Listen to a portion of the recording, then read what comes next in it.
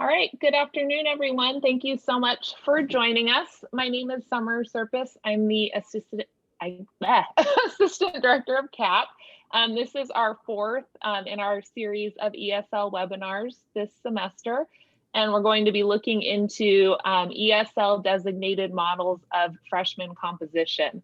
Unfortunately, due to scheduling issues, Dwayne was unable to join us today, so we're going to take a deeper dive into Rebecca's class at IVC, looking through the model at that college and also into her classroom. The meeting is being recorded, so we will put this up on the CAP website along with all the materials that you'll see today, so you can access those. I will send you an email after the webinar with links to all of those materials and also with a follow-up survey. And with that, I will hand it over to Rebecca. Thank you, Summer. Good afternoon, everybody, and thank you for being here today. I know it's a Friday afternoon and it's Friday the 13th in 2020, so we have good plans for the day. So thank you again for the introduction, but I'll just say it again. My name is Rebecca Beck, and I am an ESL faculty in the ESL department at Irvine Valley College. And this afternoon, these are some of the points that we're going to review during the presentation.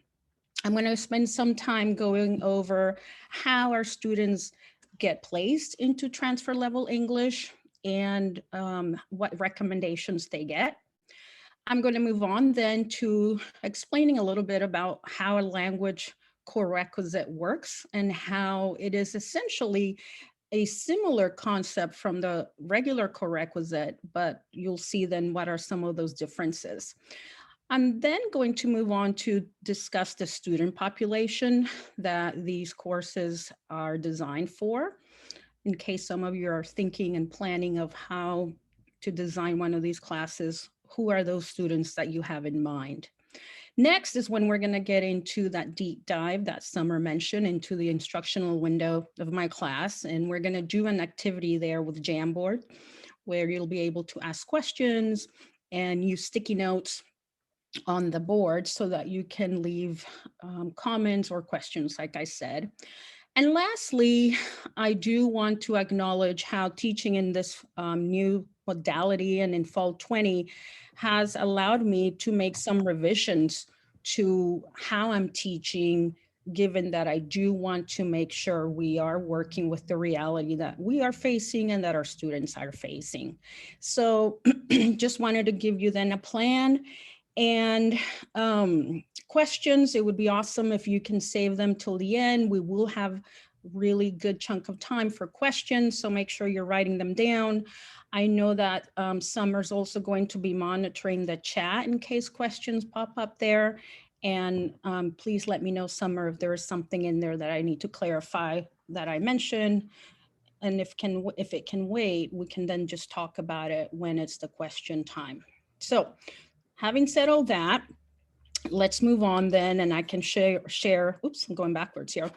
How do students place into transfer level English at our college? And this is Irvine Valley College. So I did want to bring you and give you a little bit of context so that you can see where, or you can see exactly what the students see, where they can choose out of 4 different recommendations for placement. So I'll quickly just show you our ESL and English logic. So you might say, oh my goodness, this looks complicated. Is this what the students navigate?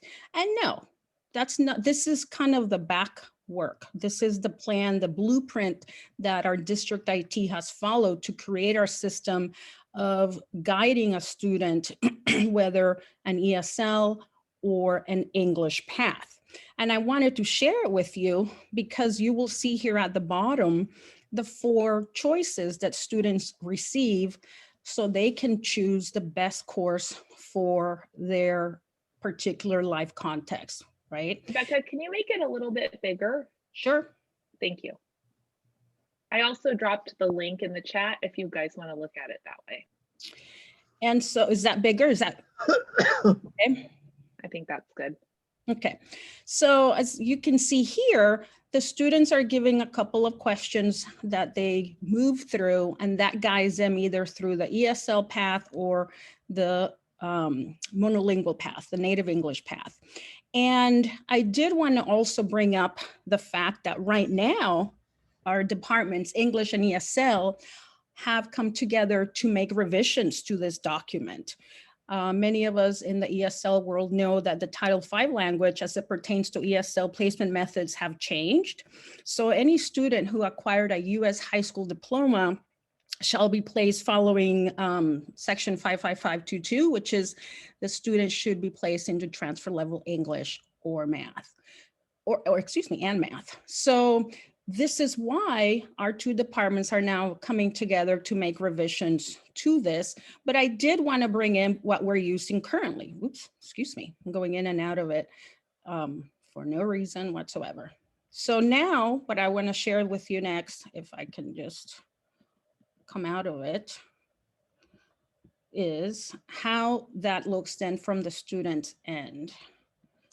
Sorry, my computer just got stuck. Sorry, let me just go back now. My buttons were stuck.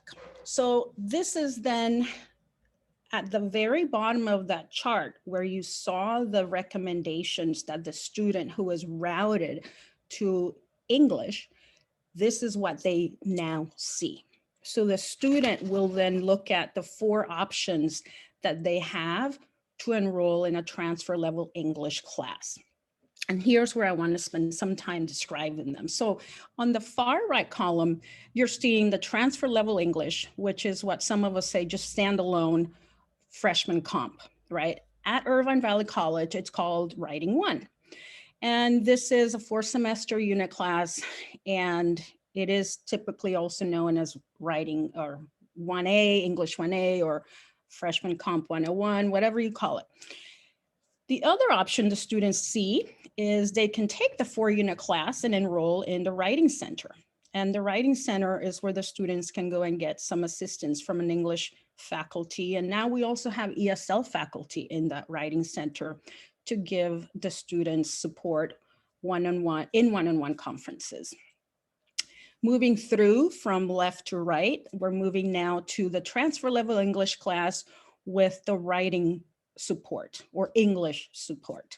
And this is the core requisite that has been in place at IVC for the last 4 years.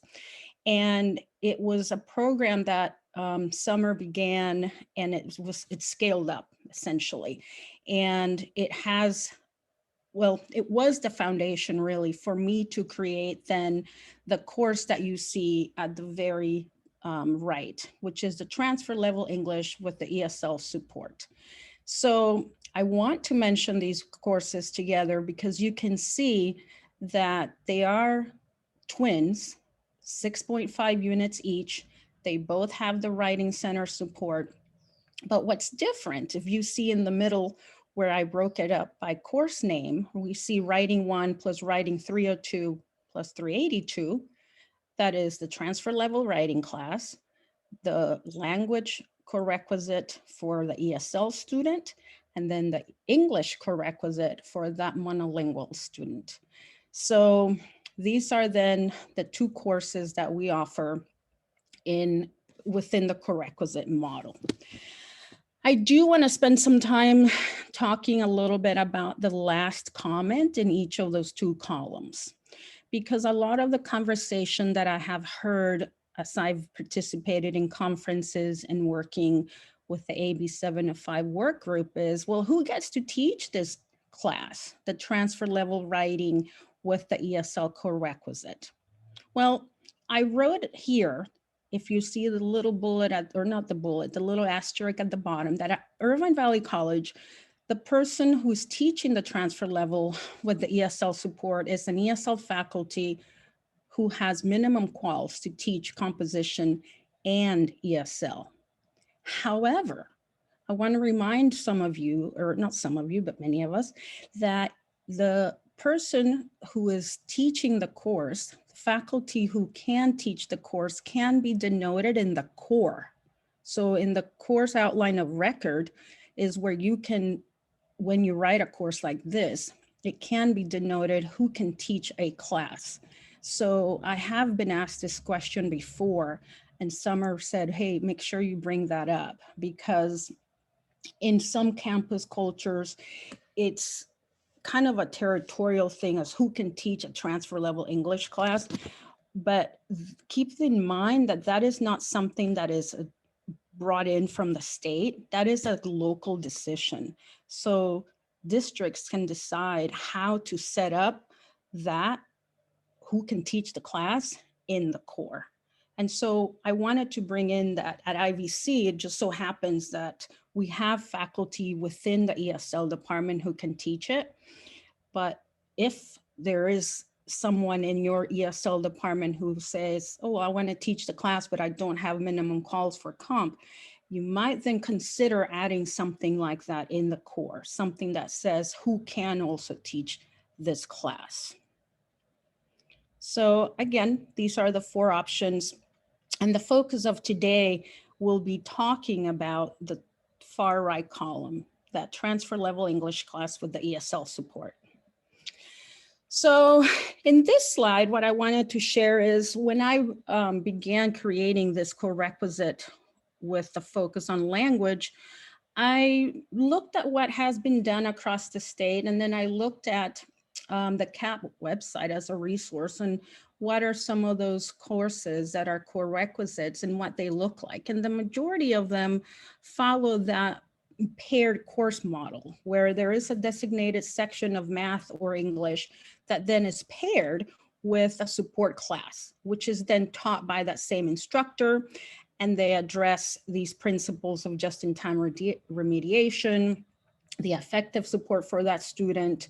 And it is a nice blend of that higher level work with the scaffolding support for the students. So with that in mind, I moved on then to create the framework for the language core requisite. And you can see that it's pretty similar.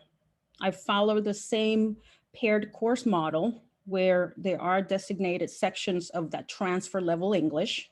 And like I said, for us, it's called Writing 1. And then our English department and I, our ESL department, we work together at linking these sections of transfer level English with our ESL 302, which is the ESL Co-Requisite course. So in this course, we follow the same principles of instruction with a little bit of revision. Keep in mind that we're working with students whose native language is not English. So the concept of just-in-time remediation doesn't truly fit because language is not something that you remediate. It's something that you learn or you acquire. So we work more closely with just-in-time instruction.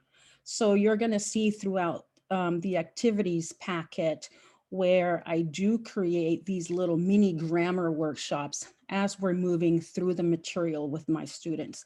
I also create reading and vocabulary or academic vocabulary workshops. And that's that blending of the context, within the context of the reading that we're doing with the language support. So that's then how that language co-requisite is similar to that English or writing support co-requisite class, but with adjustments designed specifically for that language learner. And we're going to look at that in detail later. Who benefits from an ESL co-requisite? Well, here's where we can begin to see how those students who are now going to be placed in transfer level English, who went to high school in the United States and are multilingual learners will have a home, will have a course that will help them because many of these high school students do come in with college level reading and writing that were just perfect for when they graduated from high school. But now that they're beginning to read more complex texts and write more complex ideas, this is when we start to see the language break down a little bit. So this is why it's important that we have that support from a linguist, from a person who can provide them that language feedback that says, in this sentence, the verb shift is unclear because you're moving from the present to the past. However, we're still just bringing in a source, so we need to use the literary present, and we don't need to shift even though you're discussing something in the past. So these are the kinds of linguistic nuances that we get into when we are discussing language in a one-on-one conference that, as I said at the beginning, benefit some of these students who still need to work with refining and controlling the language as they are being exposed to more complex and challenging readings that we all know are being read in college, and not just in our classes, but in their history class, political science, psychology, whatnot. So this is why I highlighted in this slide that California high school students benefit from this class. I also put in multilingual ESL learners. So some of our international students who come from obviously outside of the US, but they come from English speaking countries, and they may be just like the group that I just described, strong in reading and in a lot of ways in writing. But as I said, once that reading skill increases in complexity, and then they attempt to write those same structures in writing, some of that language may break down. And that's what we want them to do. We want them to attempt these new language frameworks in this class so that we can help them. So then when they go to their history class, they have had some practice on how to edit for that skill. And lastly, I do want to comment on this last bullet. This course is not designed for a student to bypass an ESL course sequence when that student did not graduate from a US high school. So this can also be our international students, right? So this is a course that would be challenging, and I have seen it for a student who is still in the process of acquiring language. And those of us in the TESOL field, we know the difference between BICS and CALP, right? The basic interpersonal communication skills that allow you to survive in your environment and your community. And then the CALP, which is the cognitive academic language proficiency that you need to understand the text that your history professor is giving you so that you can better understand the factors that led to the Vietnam War. So in that CALP process, it takes time. And all of us who've studied second language acquisition, you've heard that it takes from 7 to 8 years for us to acquire that. Yes, this is true, but not everybody acquires it at the same time. However, if that student still hasn't passed that threshold, right, where they're still struggling with the BICS, with the basic interpersonal skills, they haven't been exposed to academic language, they struggle in the class. And so we have a strong ESL academic program at Irvine Valley College. And so you will see in a few slides later how we do get students who complete the academic English sequence also enrolled in this class. But the main thing is that these are students who did not go to high school in the US for the most part. And the second group, like I began with, those are the ones who I think are benefiting from the class the most. And that's what our data show that I will show you in a little bit. Next, I'm going to move on to some data. And so because I just mentioned who are the students who benefit from our class, I would like to share then my data from very short period of time. So the ESL Co-Requisite was first taught in the fall of 19. So it's been a year exactly since we've had the course available to our students. So I wanted to make sure that you're understanding that we've had 1 year, a total of 3 sections, because in fall 19, we had 1 section of this class. In spring 20, we had 2. Now in this fall semester, we have 2, but we're going to offer 3 in spring 21. And so by looking at this chart, then you're seeing that the majority of the students enrolled fall into 2 groups. the blue group, which is the students who completed the ESL sequence, and then the orange group, and this is 36% of our student population in the class, who are high school graduates who graduated in the spring of 19. So these are high school students who went straight from the high school to freshman comp with the ESL Co-Requisite. Then you see then the next group is this other non-ESL student. And when I was talking with our researcher who helped me with preparing these data slides, her take was that these are students that might be returning students, re-entry students, and they were categorized as non-ESL.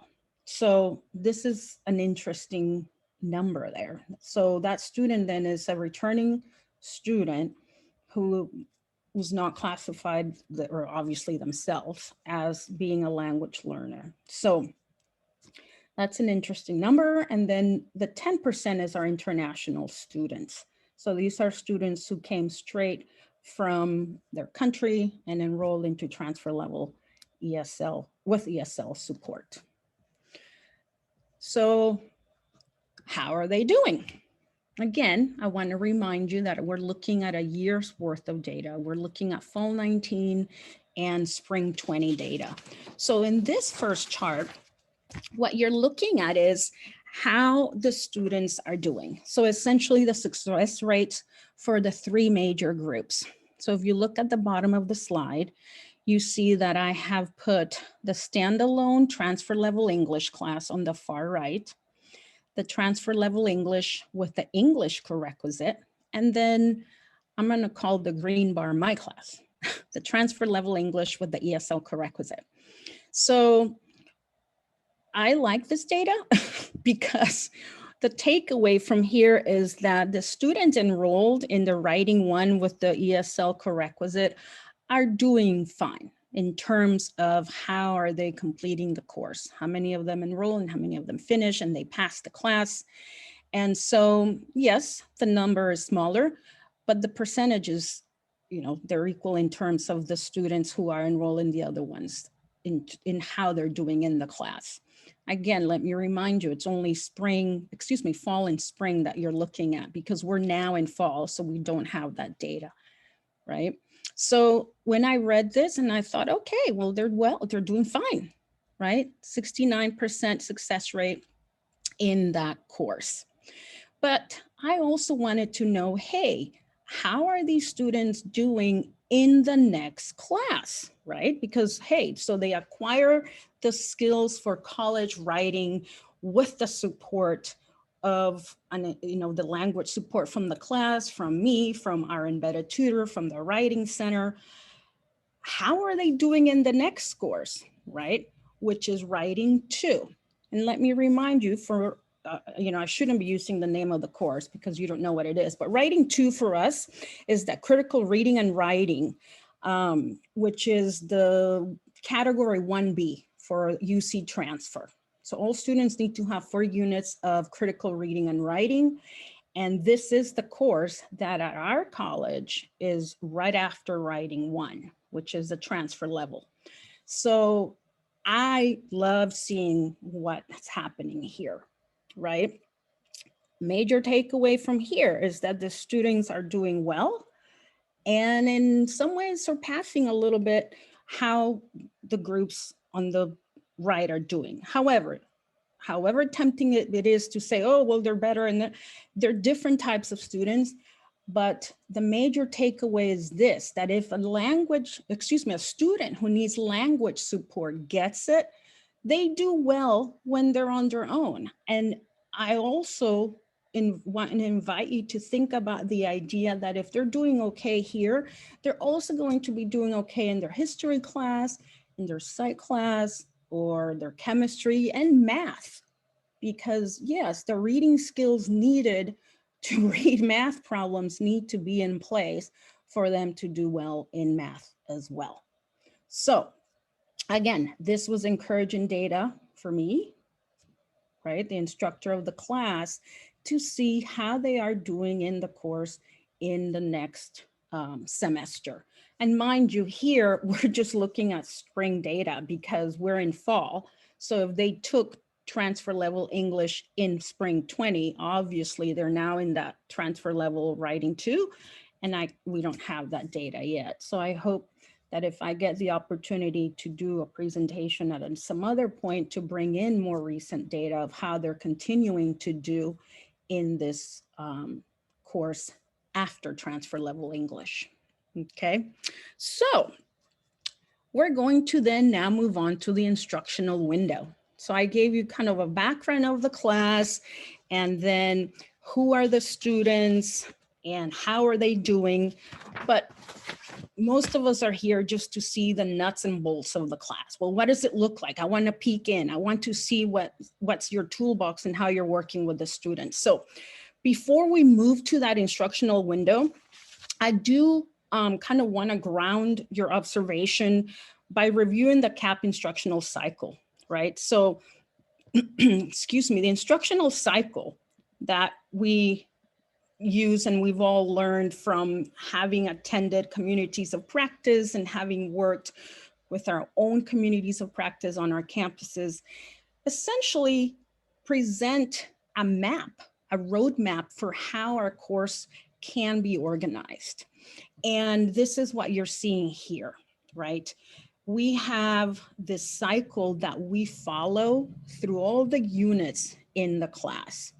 And I am very mindful of always giving my students this, this chart, because I want them to understand that it is repeated, because it allows them to kind of chill a little bit. And, you know, they're in this class worried about the work that they're doing and how, if they can hang in the class and all that. But by knowing what's coming next and the ability to understand that if we did a pre-reading activity, it's going to help me understand what I'm reading and then work with the at-home activities. Anyway, what I'm trying to say is that the more they know about what's happening in the class, the more comfortable they feel, and they can put all their energy to just learn. And so the cycle not only helps you, the instructor, but it allows the students also to kind of have a map, a plan to, okay, where are we going? And it's interesting because I've noticed that with the students who are more aware of what's happening all the time, I'm teaching and all of a sudden they go, oh, I know what you're doing. We're doing our post-reading discussion, aren't we? Right? So it kind of makes me happy that they are using some of that same language that we use, because that tells me that they're learning to speak that righty language, right? The language that they're going to hear at the writing center, the language that they're going to hear from us, the instructor. That for us, it might seem clear when we tell a student, oh yeah, we'll go home and see if you can just work with the focus of your essay. Well, they don't, that might not be clear. So again, by giving the students a roadmap of what's happening, allows them to then put their energy to learn. So I also wanted you to check this out so that you can understand some of what you're going to see in my instructional packet, because I label these activities just like you see them here, so that you can understand that if you're reading something that says pre-reading activity, oh, I get it. This is what Rebecca gives her students before they start reading the book. Or when you look at an at-home reading activity, okay, so the student is doing this on their own. Just to kind of ground you again, so that you can kind of catch a little bit more of what you're going to be reading, okay? So now we get the chance to really get into this. So we're going to do an activity in which we're going to get into breakout rooms. And I believe we're going to do breakout rooms of 5 people. And in those breakout rooms, you're going to have time to review the instructional packet that I have prepared. And I know that Summer was going to drop the links in the chat for you to have the opportunity to click on that and open up the Google Doc, or actually it's a PDF. And if you are more of a user of your phone to view things, you can simply bring your camera to the screen and scan the QR code there, and you can open up the packet on your phone. So you will then have the opportunity to review all of the materials for the class. And then we're going to do a Jamboard. So I'm going to click on the Jamboard so that you can see what I'm talking about. So the Jamboard is essentially a poster paper that you will then have the ability to post questions or something that stood out to you. So to do that, you're simply going to go on the left to the fourth little icon that says sticky note, and you're going to pull out the sticky note and you're going to write something, right? And then you click save, and then you just post it on the board, and that's it. And that's where you're going to post something that stood out to you as you were reviewing the instructional packet, or a question that you will have or you may have for me. And so I will be reviewing this Jamboard so that I can prepare. And I noticed that there are some questions in the chat as well. So that's what we're going to be doing then. So you're going to be, oops, what am I doing? You're going to be put in a breakout group, and Summer's going to send those little invites. And then you're going to click on the link that I believe Summer put in the chat. And then you're going to post either a question or something that stood out to you. But again, what are you going to be reading? Well, you're going to read the instructional window to my class. So here is where you're going to look at the course description, how it's broken down, what adjustments I have made for fall 20. Then you're going to look at the theme, which this semester we're working with human connection, the materials that I'm using, the 4 major units. So what I was explaining earlier, the instructional cycle, we go through the instructional cycle for each of these units. Okay, so I present to you all the units that we're doing, but then you're going to get to experience the actual materials for one entire unit. So I'm showing you unit 2, which is our Better Together unit, and you're going to review the prompt and all the different activities that we do in the class. And this is then something that I would love it if you can spend about 10 minutes reading, reviewing, and then talk about it in your groups. And then you can please post your questions or anything that stood out in the Jamboard. Are you ready for the breakout rooms?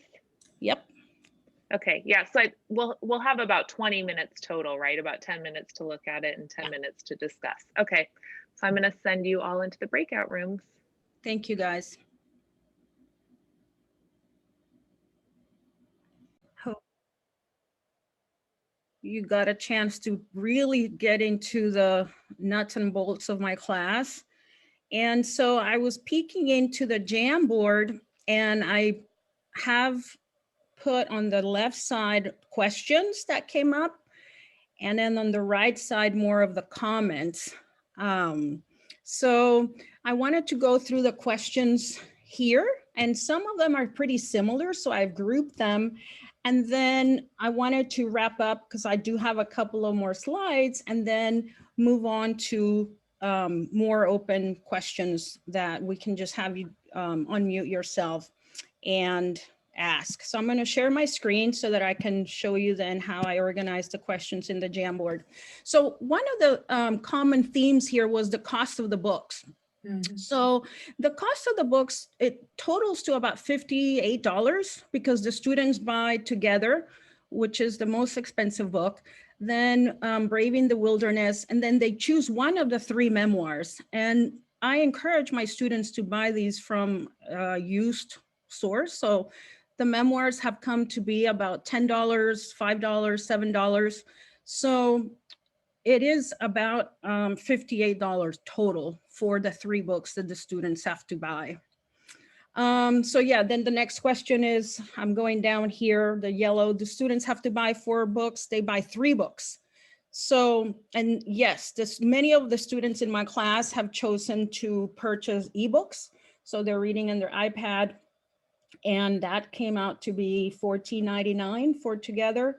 So they, I encourage them to buy them in the most less expensive way.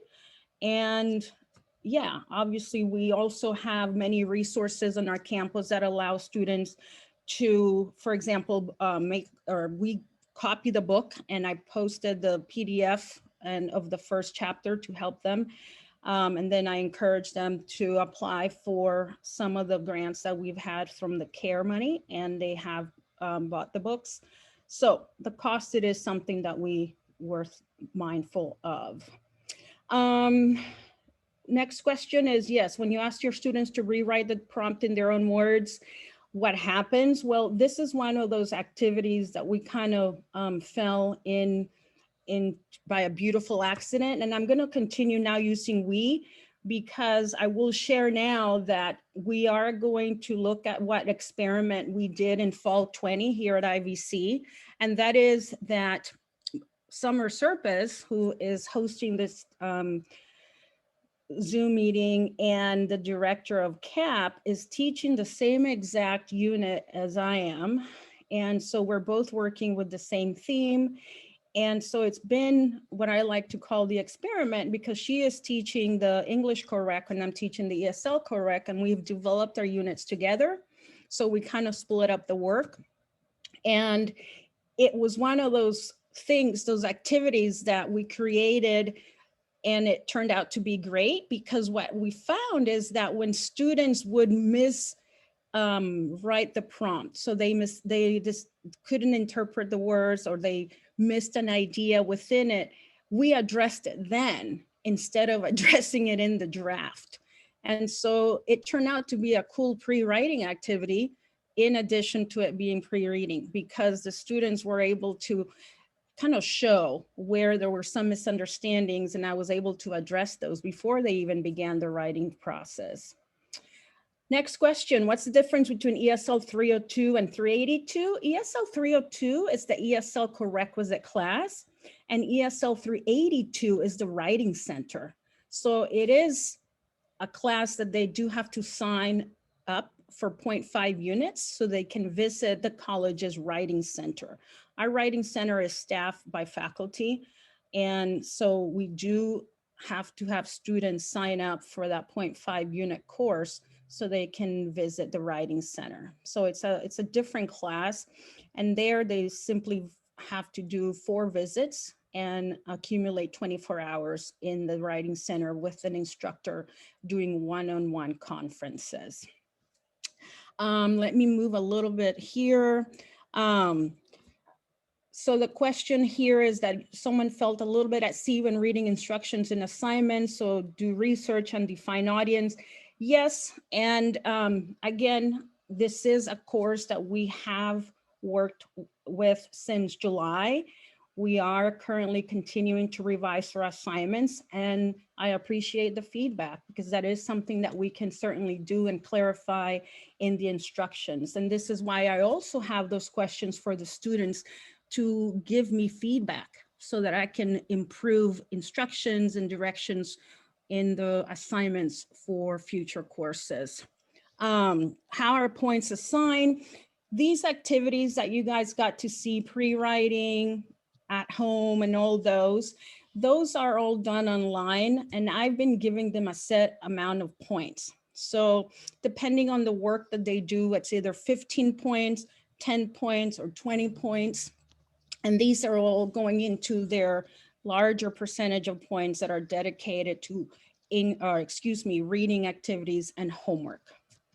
I love the final essay, which asks students to design their own project. What are some examples of projects? I'll let you know in December. Like I said, this is a course that was developed now in the fall.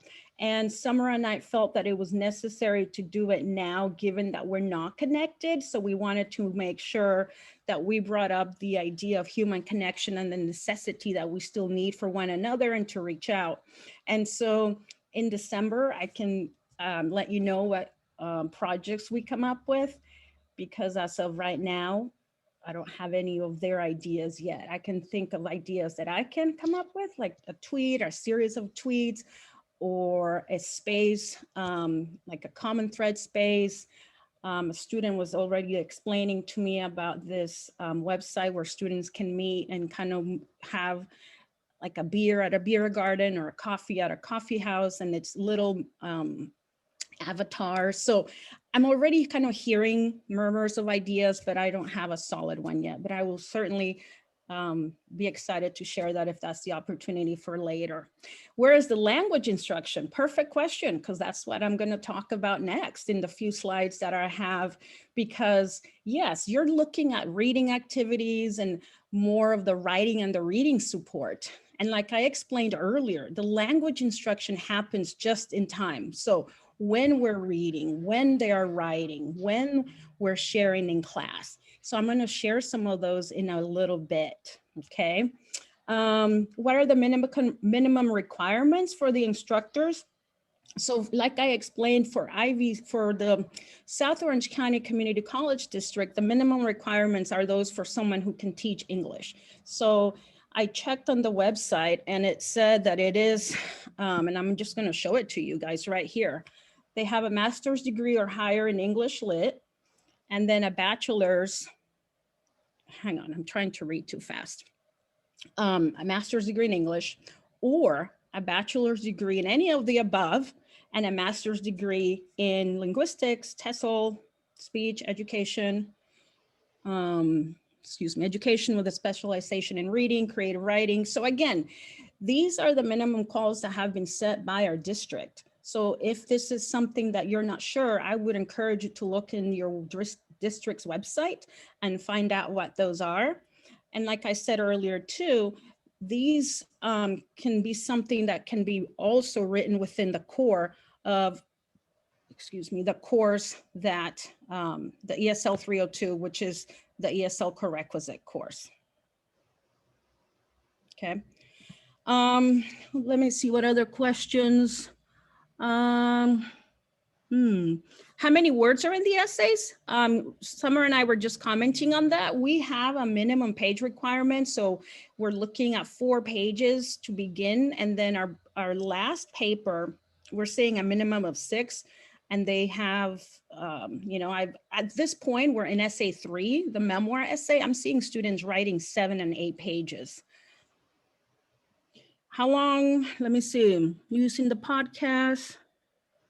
Is there a particular reason to hire a graduate student as a tutor? No, it just so happened that that's who my embedded tutor is. We do have an embedded tutor program in the ESL department, and our tutors range from undergraduate students, graduate students, and IVC students who have gone through our ESL program. So and correct me if I'm wrong here, we hire the best person for the job, essentially. So we want to show in our courses that tutor could be one of our students as well, because we have the embedded tutors in our ESL courses. And when we have had good students who finish our sequence, they finish writing 1 and 2, we do encourage them to apply. But our embedded tutor coordinator, who is one of our ESL full-time faculty, she does reach out to Cal State Long Beach, Cal State Fullerton, to hire some of the students who are in those programs. Let me see, can a former student be the course? Yeah. Yep, that's what I just answered. Then the language instruction, like I said, I'm going to show that in a little bit. What does the course outline of record look like? So that question is it the course outline of record for the transfer level writing class? Because for that, it is just that freshman comm class, and we can share that. That is something I shared before at my previous CAP presentation, so I can send that to Summer. And it's a reading and writing integrated course. Were you going to say something, Summer? No. Nope. Okay. How long did it take the time to prep this? A lot. Like I said, I've been working with my own teaching familia, which is Summer, and we split up the work, and it has taken us a while. I truly have kind of poured all my time to this class, and understanding that because of the modality that we're in, I do have to make a lot of the materials a lot more accessible for the students, a lot more clear. And I did see a note where someone wrote, oh, the irony of teaching human connection in this modality. Well, that's what we were trying to look for. We were looking for the space and the reminder to express with to share with our students and express ourselves that we still need to connect with one another, even though we're in this space. And my students have loved the materials. They have felt super thankful, I think it's the best word I'm going to use, grateful that I am encouraging them to reach out, to read about the importance of being together and, calling your friend, calling your family, connecting, even though we can't see each other physically. So yes, the irony, but at the same time, it's a good reminder that we need to nurture those spaces as well. Did I miss any of the questions? And I really appreciate the comments too, because it, like I said, it has been a labor of a lot of hours. And yeah. And then there's 2 questions on page 2, super. Let me see. These 2 questions say, how do the students do read an entire book and write an essay and do all the other activities in only 4 weeks? Well, they have done it with a lot of, and I'm going to talk about this later, but Summer and I have been radically flexible. That is the word that I'm going to use, radical flexibility. And that's what Summer called it. And I just say to them, I'm aggressively accommodating because we are working in difficult times and they have their kids next to them when they're in class and they miss class because they have to go, take care of their kid or their husband needs the computer. So we have been able to do the work that way. However, when I have taught this course in a similar way, it's just a different theme and a different topic, the students rise up to the challenge. They do. And it takes a lot of the community of the classroom and of my, cheering them on. They can do this. It's doable. And they do it. They are so proud of themselves when they finish reading the book and they go, I've never read a book. I didn't think I could read the book, but they do. Can I add something really quick, Rebecca? Please do. About that. The first book we read, Brene Brown's book, is, I believe it's, what was it, at like 160 pages. It's a fairly short book and it reads fairly easily. The book Together is the most challenging, and that one we have them read 4 chapters. And then by the time we get to the memoir being a narrative style is a lot easier, I think, generally speaking, for them to read. And we also offer a graphic novel option for the memoir. Mm-hmm. So. And then the other question is, how do students do units 3 and 4 at the same time? They don't. We finish unit 3, they finish reading their memoir and work on their essay, and then we move on to unit 4. I'm sorry if maybe that wasn't clear in my packet. Because no, they're reading one memoir and they're writing 1 essay, and that's it for unit 3. They're not working on 2 units at the same time. Okay, so what I would like to do next is move us then to the next few slides, because that's where you're going to see then the actual just-in-time language instruction, right? So just a quick reminder, and I already mentioned this, the experiment that Summer and I are doing this semester is the following, and I wanted just to kind of bring you back to the unit requirements. So the transfer level class is the same. We're both teaching that class asynchronously, and then we are meeting for our support class, and we're meeting once a week for 3 hours, and our students are doing the same thing. Oh, sorry, I didn't move that.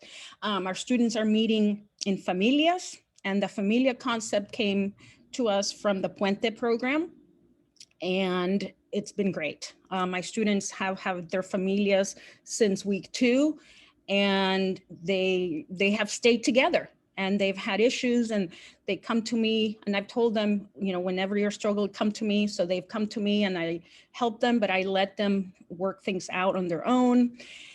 And the community support that the familias give them is tremendous. You know, I noticed it in the past where I used to do the book club assignment, and that's when students used to work harder because they were accountable to other people. That's what's happened with the familias. Because they're accountable to others, they show up, right? And I've had students email me, oh, I don't feel like doing this, but I don't want to, you know, throw shade at my familia or do something bad for my familia. So they're there and they support each other. So I want to move then to how are the courses different?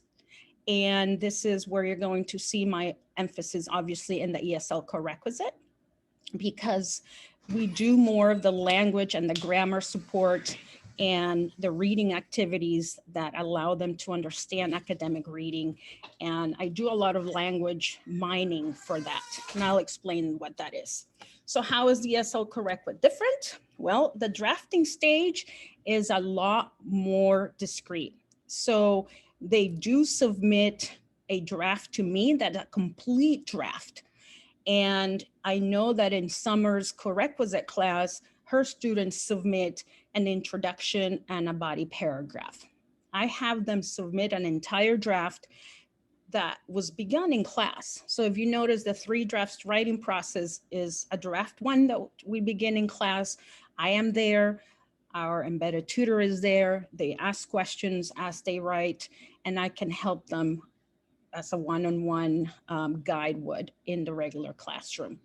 They submit that second draft. We meet in conferences with language support. So that means I have given them language feedback, and they come to me so that I can teach them how to address that specific language. They also meet with our embedded tutor, right? So why is this multi-draft approach important for a language student? It's because they're refining the language as they're going along. So as I said earlier, as they're exposed to more complex chunks of language, and I encourage them to imitate that language, then that's when the wheels fall off a little bit. And so this is where I want to catch them and say, hey, in this section of your paper where you were trying to introduce an idea and you brought in the name of the author, you could use a stronger reporting verb than this one, right? So again, this is where we bring in more of that linguistic background that those of us in TESOL have to help the students refine the language. And I put in a little example of what that looks like. And here's a screenshot of one of my students' papers and how I do comment. And again, because we're online, I'm using Turnitin to comment. And I comment for language once I have addressed the bigger picture issues, right? Once I have addressed revision, like the thesis and focus and structure, then I can come in here and pay attention to the language. And I use our IVC correction symbols. And those of us who have worked with ESL composition before, you're familiar with symbols, because I don't correct my students' paper. I simply, let me go back to my presentation. That's not where I want it to be. I simply explain it to them. Where did it go? Hang on. Let me click on it again. My apologies. I explain it to them, right? So I say here, we need to use the singular. Here we have to say who has, right? So I'm kind of explaining or showing it to them. And if you hover over them, but you can't see it in the picture, it has a brief little explanation of that grammar point, right? So once the student is able to see this feedback that I give them in the first 2 pages, it is my hope that they can continue working at editing with that, the symbols, and understanding that if they made this error in this paragraph, chances are they made that error in other paragraphs, right? So that's one of those just-in-time instruction language focused activities as they relate to the drafting stage. Here, it's where my embedded tutor comes in, where she does a lot of those type of grammar workshops that might be review. So she has on Tuesdays, one-on-one meetings and she has workshops. And so I connect with her a lot and I say, okay, Mimi, for this week, make sure that you guys review maybe present tense past tense and present perfect, which is something students struggle a lot in writing when they're bringing in ideas from the text and then they want to bring in their experience. And so that verb, that verb review then happens within the workshop that my embedded tutor does. And here's an example of one of the workshops that she presented, right? So again, this is more of that grammar work that I might not have time to review in class because it only pertains to 1 or 2 students. And I'm not going to sit there and teach this in my writing class as it is disconnected. However, if it is something that takes place in the essays and the writing of a student in that essay at that time, and that student needs to review it, that's when I say, hey, work with Mimi or come and work with me, right? So this is where we do more of that discrete one-on-one language instruction or grammar instruction. And again, pay attention. It's happening right there and then when the student is editing, right? So that's my second activity.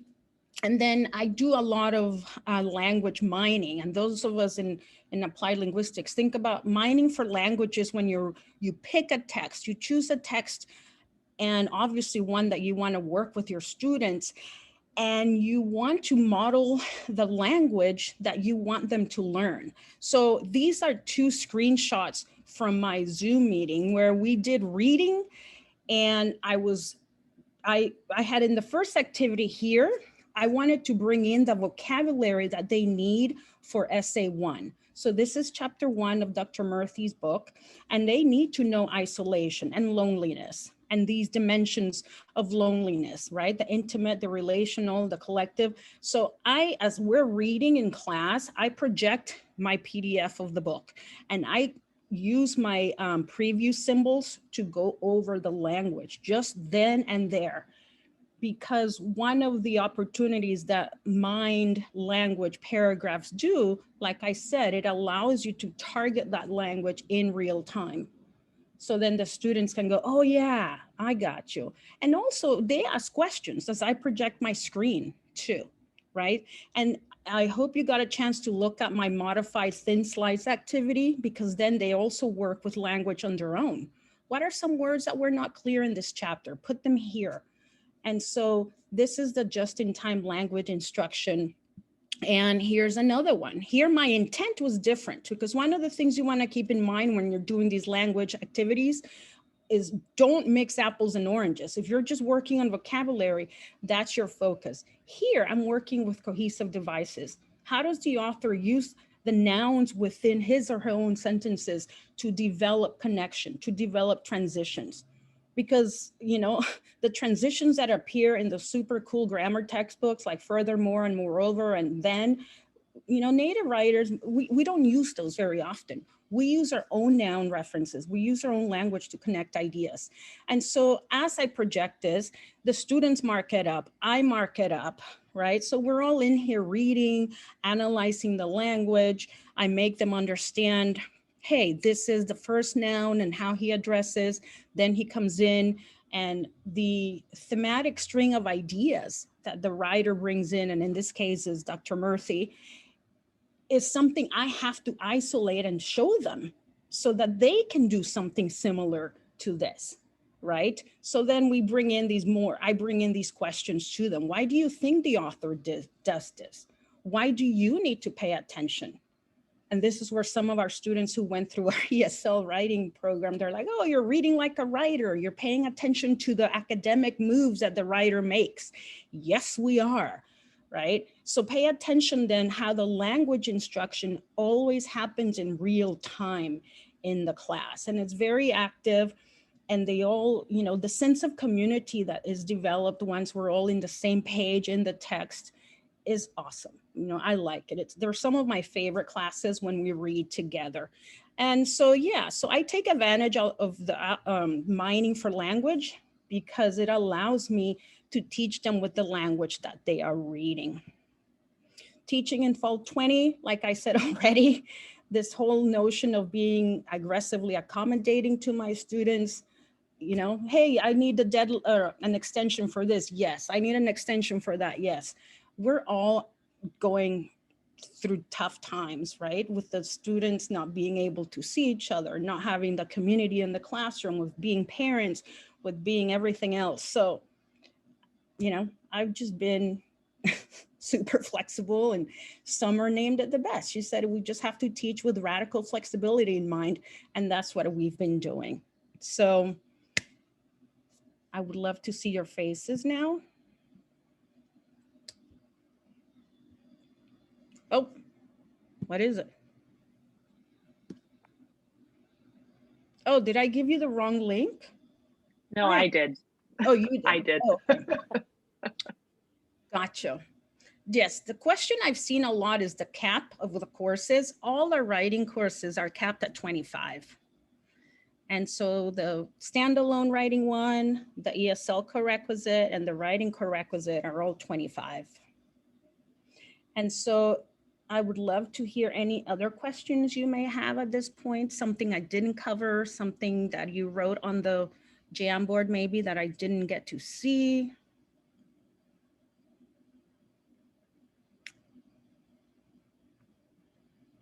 Hi, Guillermo. Can I ask out loud? Please. Yes, unmute yourself. Okay.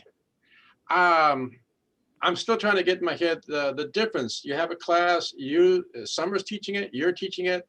I imagine Jeff is teaching somewhere because he's always into everything. You know, what exactly would be the difference between your teaching and Summer teaching? Do you both have ESL students in your classes, or is it just you, Rebecca, having? Very good question. Thank you, Guillermo. No, this Co-Requisite is designated as an ESL course. And so in our schedule, the class clearly says this course is designed for multilingual writers. And so, I mean, we're not blocking anybody from enrolling in the class. No, we're simply just saying that my class is designated for multilingual writers. Summer's class doesn't have that. It just says it's a support course for writing one.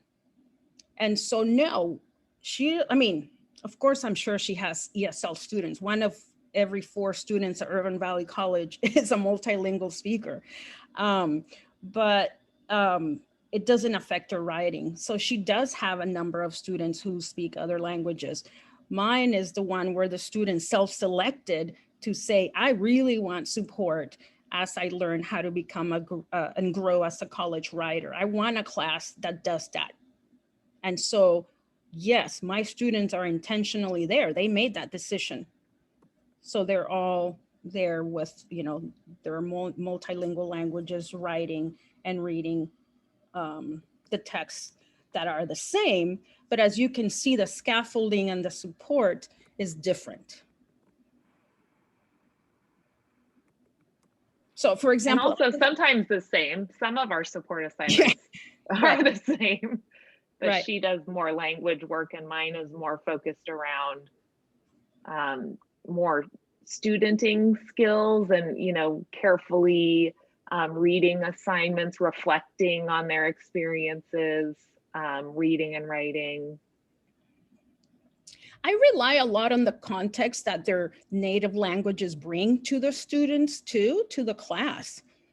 And because they are multicultural speakers and writers, that adds a different dimension, I think, also from the monolingual class. They bring their rich experiences, you know, obviously, but there might be a little different in terms of, you know, maybe having lived just in one country or speaking one language. So rich experiences on both ends, just different. And asking about my colleague, Jeff is teaching the class that leads to mine. So it's the one level below this class. Hi, Rebecca. Can I ask a question?